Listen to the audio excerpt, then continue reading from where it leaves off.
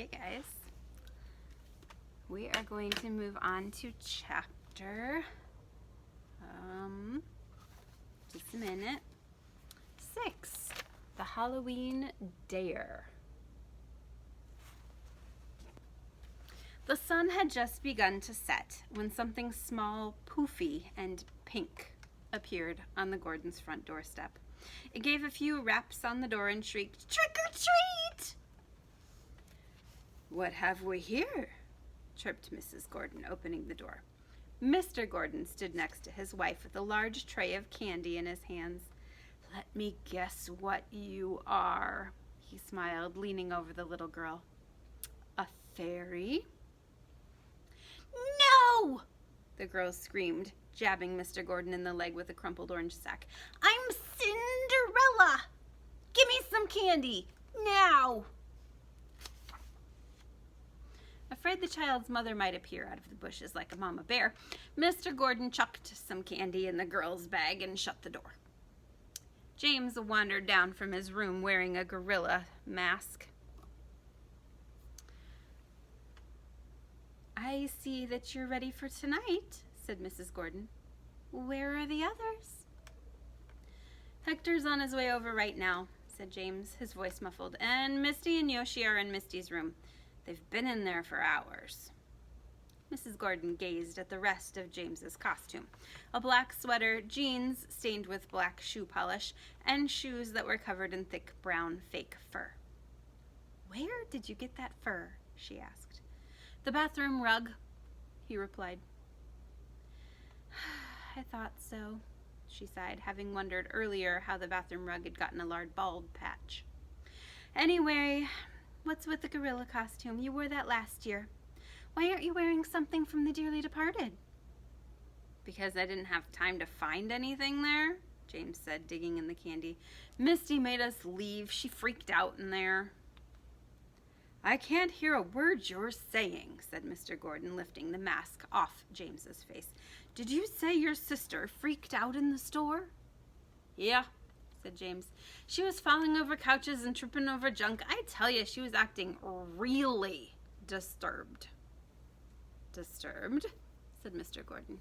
James nodded. "Yeah, she was seeing things, man. I've never seen her flip out like that before. And then, when Mr. Yates showed us an old doublet, she said something bizarre." "Like what?" said Mr. Gordon. James paused, crunching on a candy. "She said, 'When English garb did fool the county.' Yeah, that's what she said. And then Mr. Yates said something weird too, something about some snakes coming with royal bounty." Mr. Gordon sprang backward with a gasp. "Dear," Mrs. Gordon said to her husband, "what's the matter? You look funny. Are you all right?" Mr. Gordon nodded slowly, as if in shock, with a faraway look in his eyes. "Can I have my mask back now?" James asked, tugging it from his father's grasp. James put the mask back on and enjoined his mother at the front door. While Mrs. Gordon waited for trick-or-treaters, James waited for Hector Fig, peeking out the window every few minutes for his friend. Finally, Hector appeared at the front door in a black cape and fangs. "Misty! Yoshi!" James called. "Hector's here! Let's go!" James turned to grab his jacket from the coat rack. That's when he saw his father, still standing in the same spot, his eyes huge and his mouth forming whispered words, as if he were working out a puzzle in his mind. There are 3 types of houses worth visiting on Halloween. The first is the trick-or-treat variety. These are the houses that appear safe, with clean lawns and well-lighted porches, glowing jack-o'-lanterns, and plenty of candy. These are the houses that parents approve of. The Sweet House's home is of the trick-or-treat variety. The second type is the prank variety. Though these houses look safe with normal lawns and an occasional jack-o'-lantern, they are owned by weirdos or jerks who give out terrible candy or no candy at all. Usually these houses end up being plastered with rotten eggs or toilet paper by the end of the night. Margie Medford's home is a good example of the prank variety. The third type of house is the scary type. These are the houses that look haunted year-round, with overgrown lawns, dark porches, and no jack-o'-lanterns, and no candy. The only time you visit a spooky home is when someone dares you. The Monger Mansion was most definitely of the scary variety. Plenty of these sorts of homes could be found on Anchor Street. Houses for candy, houses for pranks, and houses for screams, which made it the street in Ashcombe to visit on Halloween. Carloads of costumed kids always appeared at sunset, their parents dumping them off on Anchor Street for a night of trick-or-treating. And this Halloween, James Gordon and Hector Fig weren't about to let any moochers beat them to the good candy. So, just as the sun began to sink behind the trees, James the gorilla and Hector the vampire set out with their sacks and chaperones in tow. "Hang out on the sidewalk while we ring the doorbell," James instructed Misty and Yoshi as he and Hector approached their first home. "Hector and I don't want to look like a couple of babies." Misty and Yoshi nodded, their hands in their pockets. It was cold that evening, cold enough to see one's breath, and it was oddly quiet. No wind was blowing, so the air was very still, so still that smoke from chimneys drifted up in straight lines, like pale gray fingers oozing into the sky. "Halloween isn't as much fun when you're not in costume," Yoshi said, her teeth chattering a bit. "I know," said Misty. The girls felt a little out of place, standing on the sidewalk in ordinary clothing.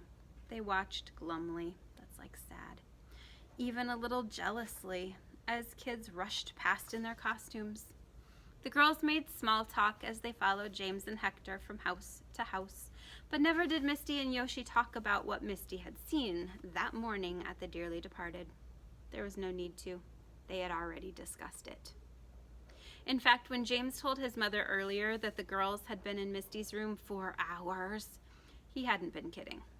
All afternoon, the girls had talked about the ghosts Misty had seen through Madame Zaster's glasses, and how strangely Mr. Yates had acted. So many questions had popped into their minds. How did Mr. Yates know the riddle from Fanny Belcher's diary? Who was the horrid-looking specter that had appeared in the doublet? What did it all mean?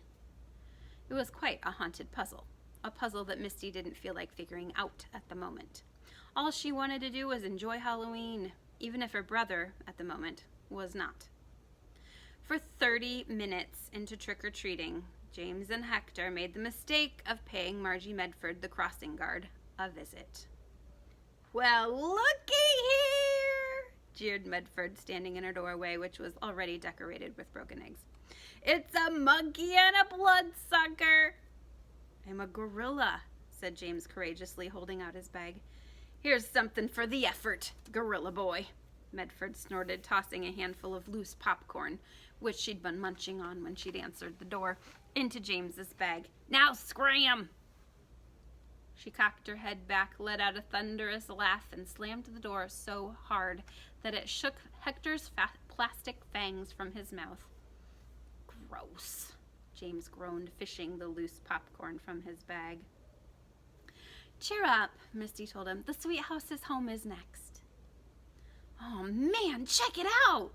James yelled to Hector as they scurried up to the Sweet House's home, where a major candy scene was going on. Crowds of kids surrounded Mrs. Sweethouse, who stood at her front door reaching into the huge boxes of candy and stuffing everyone's sacks. Yoshi and Misty couldn't help wading in on the action. "Misty!" Mrs. Sweethouse called over the ocean of costumed heads. "I'm so glad you're here. I've got something for you." "For me?" said Misty. "Yes, wait right here," said Mrs. Sweethouse. She disappeared into her house and returned momentarily. "Here you go," she said, handing Misty an envelope. Then she whispered in Misty's ear, "It's just a little something that my husband and I wanted to give you. After all you went through the other night with that terrible mayonnaise, it's the least we could do. Consider it a babysitter bonus."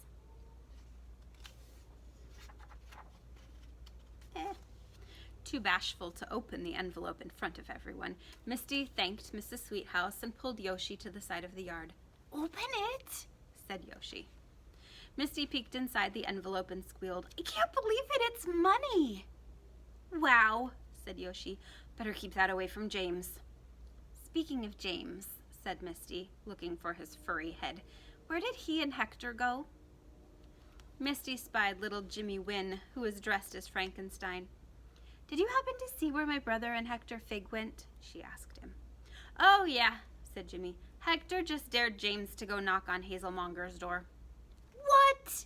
Cried Misty. Oh, great, groaned Yoshi.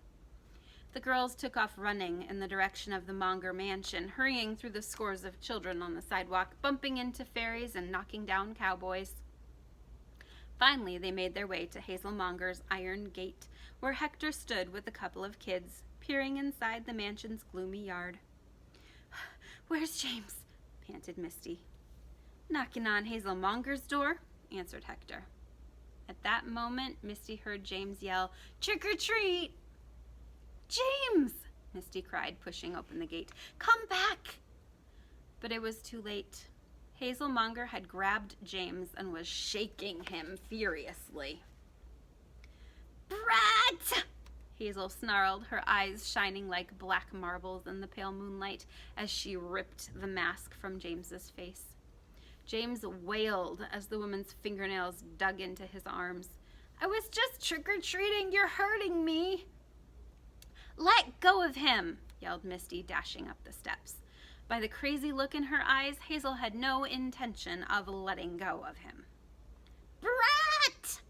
The woman screeched again. Sneaking around, trying to sniff out the secret! She hunched in on herself like a cat about to spring. Know this, she hissed. I'll die before I tell my precious secret. Ha! What secret? Said Misty. You mean the Golden Three? The words flew out of Misty's mouth before she could stop them. What did you say? Growled Hazelmonger, turning James loose and glaring at Misty. As James backed down the steps, the woman rustled forward, her head cocked to the side and her mouth hanging open as she rattled her bag of rocks. How did you know that?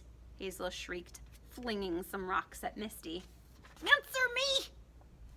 Misty grabbed James and they all dashed down the street, the icy wind howling in their ears. After a few blocks, they stopped.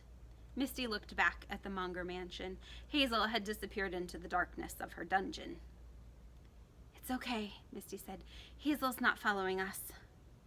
James gulped, his legs shaking so badly that his sack of candy knocked against his knees. He'd never had a scare quite like that. Let's call it a night, Yoshi said, taking Hector by the hand. Come on, I'll walk you home, Hector. As Hector and Yoshi walked off, Misty put her hands on James's shoulders and looked him in the eye. Don't breathe a word of this to Mom and Dad. Misty said, do you understand? Yes, said James weakly. James was as good as his word. Back home, he didn't mention a thing about the Hazelmonger incident to his parents. He just hopped onto the couch and started sorting through his candy. Misty, honey, said Mrs. Gordon, I shut your bedroom window. I hope you don't mind. It was freezing in there. My window was open, said Misty.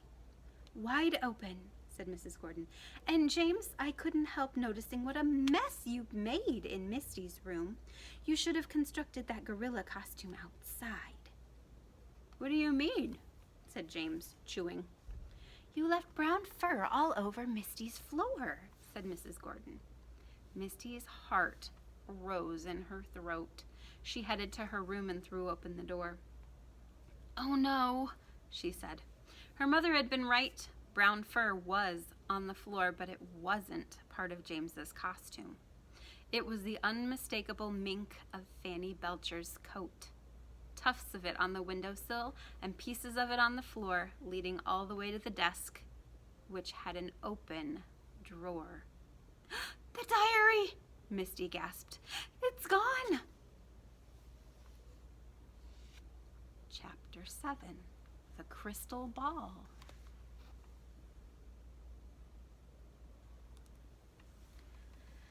How do I look? Misty said the next afternoon in her room as she modeled her brand new glasses for Yoshi. Much better, said Yoshi. See for yourself. Misty checked her reflection in the vanity's mirror and smiled. Unlike Madame Zaster's glasses, or any of Misty's previous scratched slipshod pairs, the new frames were sleek and pretty. I can actually see your blue eyes, noticed Yoshi. So how did you talk your parents into buying them for you? I didn't, said Misty, biting her lip. I bought them myself at Optical Illusion Eyeglass Shop just a few hours ago. Sly, said Yoshi with a grin. I still can't believe how much these glasses cost, admitted Misty. I spent all the money Mrs. Sweethouse gave me to buy them. Still, she added, it was worth it, considering I don't have to wear Zaster's creepy cat eye glasses anymore. Creepy as they are, said Yoshi, I think you should keep Zaster's glasses with you, like in your bag or something. Why? Said Misty. Look, said Yoshi seriously, I know you don't like Zaster's glasses because they allow you to see freaky stuff, but you need to be smart about all this. Until you understand what's going on here, I think you should definitely keep Zaster's glasses with you just in case. You never know when you might need them. Why would I need them? Asked Misty. In case you need to see more than what meets the eye, said Yoshi. With the diary gone, we have no way of knowing what might lay ahead. Yoshi shivered. There might be some kind of crazy stuff written in that diary for Fanny Belcher's fur coat to break into your room and steal it. You're right, said Misty, dropping Madame Zaster's glasses into her bag. I'll keep them in case they need to see more than meets the eye. Just then, a whirring noise came from outside. Misty and Yoshi looked out the open window to see a strange-looking silver van pull into the driveway. Atop its roof were small satellite dishes, rotating and making loud electronic beeps. That thing looks like a UFO, laughed Yoshi. It's Dr. Fig's new van, said Misty. Hector's been talking about it nonstop. Suckers for gadgets, Mr. Gordon and James trotted out to the van and began checking it out from front to back. Through the windshield, Dr. Fig and Hector could be seen adjusting their headsets in the front seat. Mrs. Gordon joined them at the van and then glanced up at Misty and waved. Dr. Fig is going to take us for a ride in his new van, she called. He's driving us to see the construction of the new lighthouse. You girls want to come along? No thanks, said Misty. You'll have the house all to yourselves then, said Mrs. Gordon as everyone climbed in the van. We'll be back in a little while. The girls watched the van cruise off, whirring and beeping. I'm starving, said Misty. Let's see if there's anything to eat. As they headed to the kitchen, they noticed an eerie golden light shining through the crack beneath the door of Mr. Gordon's locked study. What's that? Said Yoshi. I have no idea, said Misty.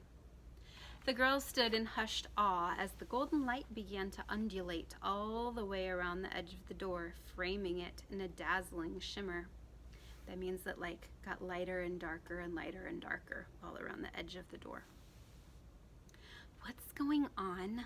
Said Misty, spooked, as fingers of mist began pouring through the lock in the doorknob, cascading onto the floor. And then a phantom voice whispered, Misty Gordon. Recognizing the voice of Madame Zaster's ghost, Misty froze. Did you hear that? She asked Yoshi. Hear what? Asked Yoshi. My name being called? I didn't hear anything, said Yoshi, as a fog began rolling down the hall. Come on, let's get out of here, she urged, grabbing Misty by the arm. Misty Gordon, the phantom voice spoke again. Yoshi stopped in her tracks. I can hear it now, Yoshi said, bewildered. Now that I'm standing right next to you, I can hear it. There was a click, and the study door creaked ajar. That means open. Come in, the voice beckoned. Slowly and a little fearfully, the girls entered the study. "Look," said Misty.